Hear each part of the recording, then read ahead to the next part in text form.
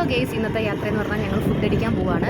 ഞങ്ങളുടെ വല്യമ്മച്ചിയുടെ വീട് പട്ടാരിയിലാണ്. അവിടെ വന്നിട്ട് നാത്തൂനും ചേച്ചിമാരും എല്ലാം കൂടി ചേർന്ന് 2 വണ്ടി എടുത്തിട്ട് ഞങ്ങൾ അടൂരേക്ക് പോവാണ്. പോകുന്ന വഴിയിൽ ഞങ്ങൾ ഏനാത്ത് കളമല പള്ളിയിൽ കുറച്ച് കാഴ്ചകളൂടി കാണിക്കുന്നുണ്ട് നിങ്ങളെ. ഇവിടേക്ക് സത്യം പറഞ്ഞാൽ തലേന്ന് ഞങ്ങളിവിടെ വന്നായിരുന്നു.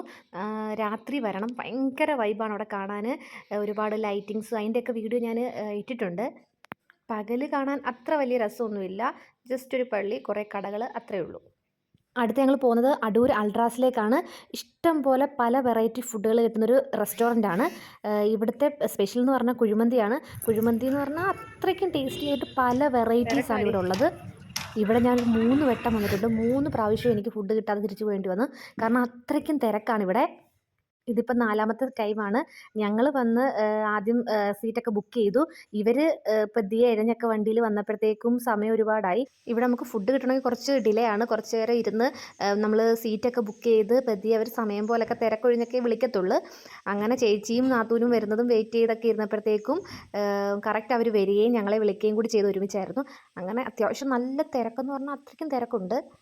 അങ്ങനെ ഞങ്ങൾ എന്തായാലും മന്തി ഓർഡർ ചെയ്ത് ചേച്ചി അതിനെ നല്ല രീതിയിൽ ഡെക്കറേറ്റ് ഒക്കെ ചെയ്ത് മന്തി സെർവ് ചെയ്യുവാണ്. മന്തി തന്നെ എന്തോരം വെറൈറ്റിയാണ്. ഇതൊന്നും നമുക്കറിയാത്തതുകൊണ്ട് നമ്മൾ ഓർഡർ ചെയ്തത് അൽഫാം മന്തിയാണ്. അവർ കുറേ ഏതാണ്ടൊക്കെ മന്തിയുടെ പേരും കുറേ എന്തൊക്കെയോ പറഞ്ഞു. പക്ഷേ ആകെപ്പാടെയുള്ളൊരു പേടിയെന്ന് പറഞ്ഞു കഴിഞ്ഞാൽ നമ്മൾ ഓർഡർ ചെയ്തിട്ട് ഇൻ കേസ് കൊള്ളത്തില്ലെങ്കിൽ വേസ്റ്റായി പോകത്തില്ല. അതുകൊണ്ട് ഞങ്ങൾ ആ ഒരു പേടി കാരണം ഞങ്ങൾ പുതിയതൊന്നും ട്രൈ ചെയ്തില്ല. അൽഫാം മന്തിയാണ് ട്രൈ ചെയ്തത്. അത് കഴിഞ്ഞിട്ട് ഞങ്ങൾ അവിടെ വിശാൽ മാളുണ്ട്. അവിടെ വിശാൽ മാളിൽ പോയിട്ട് കുറച്ച് പർച്ചേസിങ് ഉണ്ടായിരുന്നു.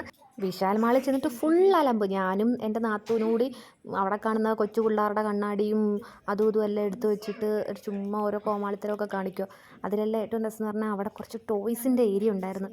അയ്യോ, എനിക്ക് ശരിക്കും ഇഷ്ടപ്പെട്ടു. അതിലെനിക്ക് ഏറ്റവും ഇഷ്ടപ്പെട്ടൊരു പാവയുണ്ടായിരുന്നു, ആ റോസ് കളറിലെ. കണ്ടിത് ഈ ചേച്ചി എടുക്കുന്ന പാവ, അത് അത്രയ്ക്കും ഇഷ്ടപ്പെട്ടു. എനിക്ക് ആ പാവ കണ്ടപ്പോൾ തൊട്ടങ്ങ് വേണം എന്നുള്ളൊരു മൈൻഡിലായിരുന്നു.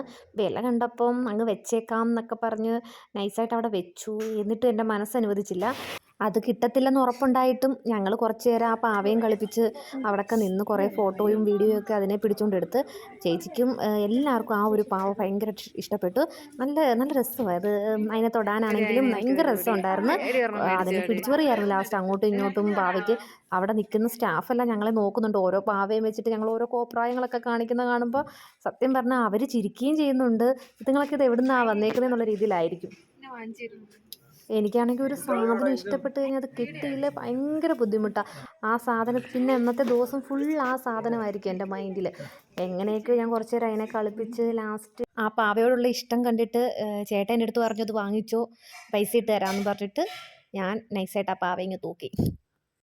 പിന്നെ അതുപോലെ ഒരുപാട് സാധനങ്ങളൊക്കെ വാങ്ങാനായിട്ട് ഞങ്ങൾ ബാക്കി സ്ഥലത്തോട്ടൊക്കെ പോയി.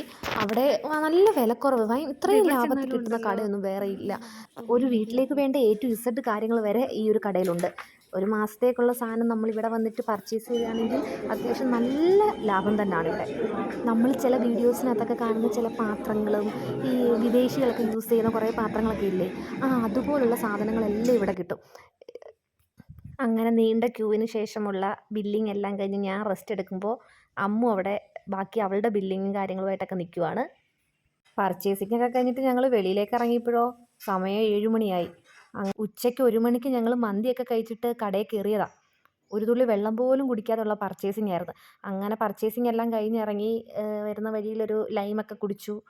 അങ്ങനെ ഞങ്ങൾ ഒരു വിധത്തിലൊരു 8:30 9 മണി ആയപ്പോഴത്തേക്കും വീട്ടിലെത്തിയ ഞാൻ ഉടനെ തന്നെ അത്രയ്ക്കും ഇഷ്ടപ്പെട്ട് വാങ്ങിയ ആ ഒരു പാവയെ ഞാൻ അൺബോക്സിങ് ചെയ്യുവാണ്. അതിൻ്റെ വീഡിയോ ചേച്ചി എടുത്തു തരുവാണ്. ഇവൻ്റെ പുതിയ വീട്ടിലുള്ള ഗൃഹപ്രവേശനവും കഴിഞ്ഞ് അവന് ഞങ്ങളൊരു പേരൊക്കെ ഇട്ടു. അവൻ്റെ പേര് കുട്ടാപ്പി എന്നാണ്. എല്ലാവർക്കും കുട്ടാപ്പി ഇഷ്ടപ്പെട്ട് കാണുമല്ലോ. ഇഷ്ടപ്പെട്ടവർ ലൈക്ക് ചെയ്യുക, കമൻറ്റ് ചെയ്യുക.